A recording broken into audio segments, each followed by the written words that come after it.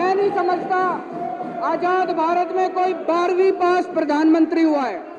आज कांग्रेस के पार्टी के सबसे बड़े नेता की सदस्यता गई है, और अगर हम इसी तरह देखेंगे, अगर ऐसे मुकदमे देखेंगे, तो बीजेपी वालों की तो कईयों की सदस्यता नहीं बचेगी। The BJP are desperate to silence the voice of the opposition. देखिए, ये शर्मनाक है, दुर्भाग्यपूर्ण है, और मैं समझता हूं संसदीय लोकतंत्र के इतिहास में इससे बड़ा काला धब्बा कुछ है।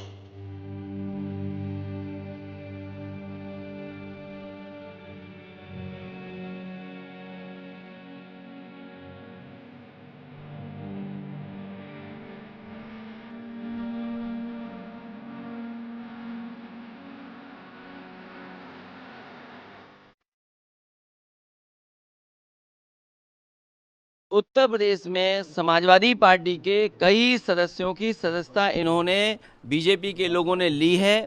आज कांग्रेस के पार्टी के सबसे बड़े नेता की सदस्यता गई है, और अगर हम इसी तरह देखेंगे, अगर ऐसे मुकदमे देखेंगे, तो बीजेपी वालों की तो कईयों की सदस्यता नहीं बचेगी।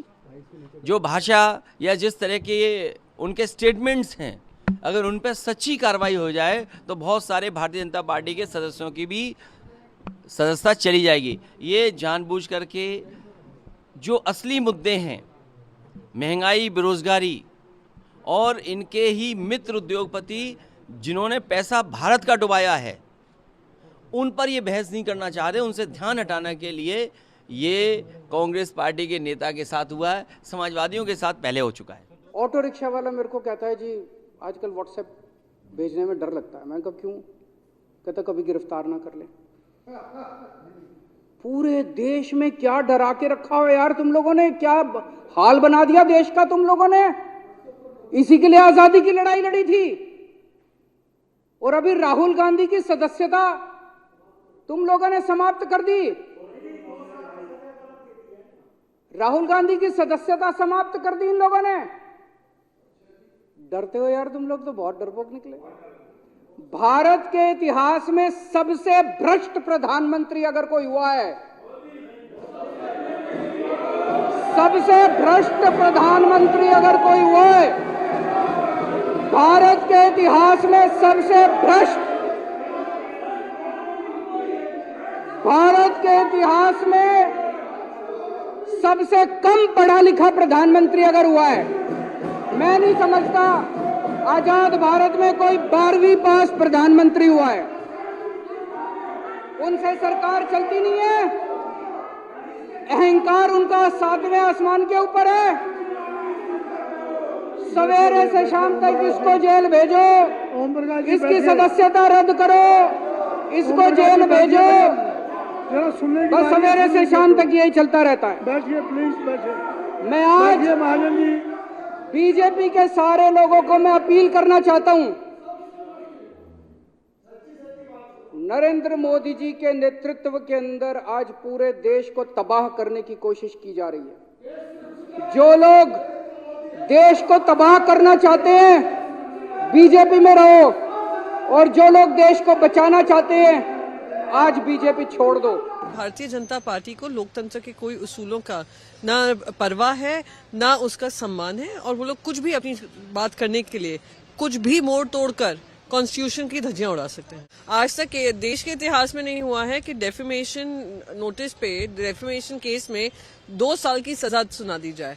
तो एक तो पहले जिस तरीके से सजा सुनाई गई उस पर स्टे नहीं लाया गया, हायर कोर्ट पे अप्रोच करने का समय है, उससे पहले ही आपने डिस्क्वालिफिकेशन कर दिया। ये बहुत ही शर्मनाक है। एंड आई थिंक ये जो ये परंपरा रही है देश के प्रजातंत्र की, कि जब भारतीय जनता पार्टी के पास 2 MPs थे तभी भी उनको पूरा सम्मान विपक्ष का मिलता था, पर आप लोग उसको आए दिन कुचल रहे हैं, लोगों की आवाज बंद करने का काम कर रहे हैं। बेहद ही शर्मनाक है और दुखद दिन है प्रजातंत्र के लिए आज। The BJP are desperate to silence the voice of the opposition. We know they are desperate.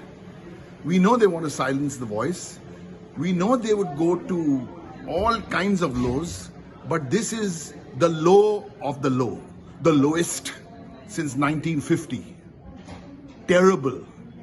The lowest in parliamentary democracy, in the history of parliamentary democracy. BJP, how low can you go? Mr. Modi and Mr. Shah. BJP, shame on you. शर्मनाक है, दुर्भाग्यपूर्ण है और मैं समझता हूं संसदीय लोकतंत्र के इतिहास में इससे बड़ा काला धब्बा कुछ नहीं। जिस तीव्रता से यह निर्णय लिया गया, जिसके पीछे आधारहीन तथ्य और तर्क रहे हैं। कल ही तेजस्वी जी ने, डिप्टी सीएम हमारे दल के, उन्होंने कहा था कि विपक्ष के दलों को अब ये सोच लेना है कि लड़ाई का तरीका क्या होना चाहिए। और आज देखिए, जो राहुल जी ने कैम्ब्रिज में कहा डेमोक्रेसी के पर संकट के बादल, आपने तस्दीक कर दी।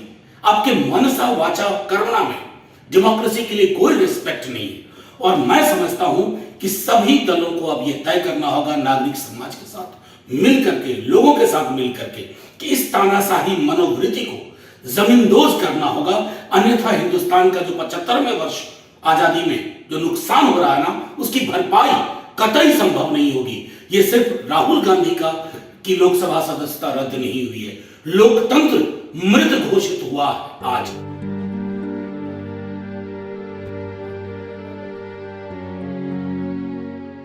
सूरत की एक मान्यवर अदालत ने भारत की कानून व्यवस्था को बरकरार किया, भारत की न्यायपालिका की नींव को मजबूत किया। कल प्रमाणित किया भारत की कानून व्यवस्था, भारत की प्रजातांत्रिक पद्धति में कोई ऊपर नहीं है। क्या वो सच में उनकी पार्टी उनकी सदस्यता को लेकर चिंतित था क्या? उनकी पार्टी में बहुत बड़े बड़े वकील हैं, देश की नामी दामी वकील उनकी पार्टी के वरिष्ठ सदस्य हैं। जब एक सदस्य ने कह ही दिया था कल सजाई घोषणा होते ही सदस्यता जाएगी। आप कुछ दिन पहले आप लोगों के माध्यम से देश देखा है, पवन खेरा जी की वारंट के चंद घंटों में बाद, 1-2 घंटे के बाद वो कोर्ट की दरवाजा खटखटाए, कोर्ट से रिलीफ लेके गए। उनको कौन मना किया था पिछले 24 घंटे में कोर्ट जाने के लिए? 30 दिन उनको मोहलत नहीं था। 30 दिन के अंदर अपील कर सकते हो, जाने वो अपना कानून जाने, अपना न्याय वकीलों को परामर्श करे, जो करना है करे।